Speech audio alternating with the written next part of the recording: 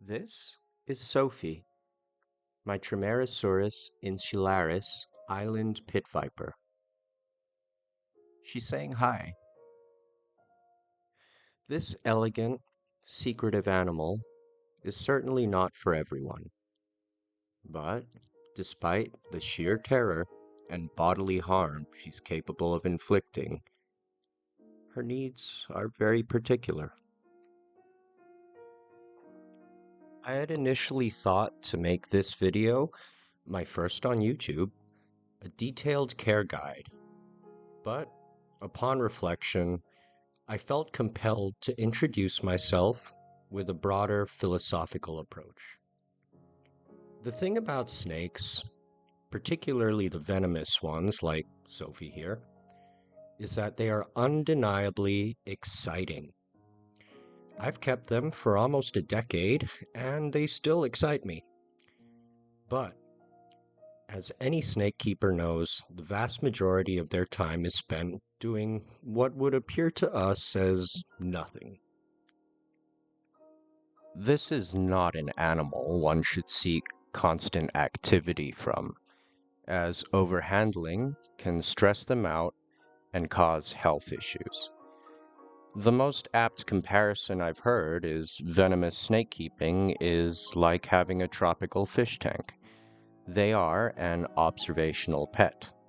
Thus, to appreciate them properly requires patience, attention to detail, and an eye for the subtlest articulations.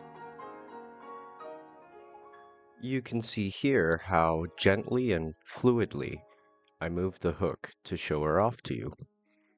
Gentle and fluid, I think, are good keywords, both to describe and to embody when interacting.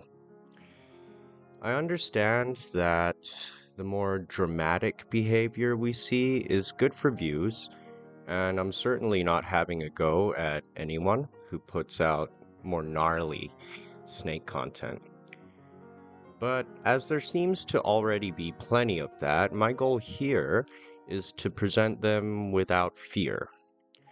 You see, apart from feeding, which is also very dramatic, all the striking and hissing and hooding up and rattling is just fear. They only behave that way when they feel threatened. For the most part, your snake will just want to find a nice spot, not too hot, not too cold, not too humid, and not too dry. The perfect spot with the right lighting, cover, and atmospheric conditions to coil up and just be. Sophie has two favorite spots in her terrarium.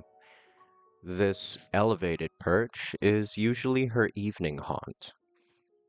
Perhaps she finds it a well-suited place to wait in ambush for prey.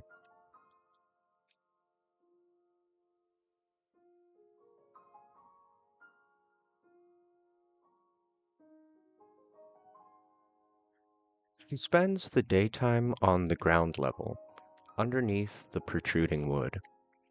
I suspect because it's cooler, and I live in a hot climate. The plants will also help to regulate the temperatures during the day, and I keep a water bowl on one side to create a humidity gradient. I use this hat stand when I take her out for inspection. Trimeresurus insularis is an arboreal species, and will be less than thrilled to be taken out and placed on an open floor. It's worth noting that I bred Sophie myself, and her behavior is very mild. Her mother was a wild-caught individual, and I would never be able to do this with her. Sophie, on the other hand, has never had a negative experience with a human, which is what allows me the opportunity to have this most delicate relationship with her.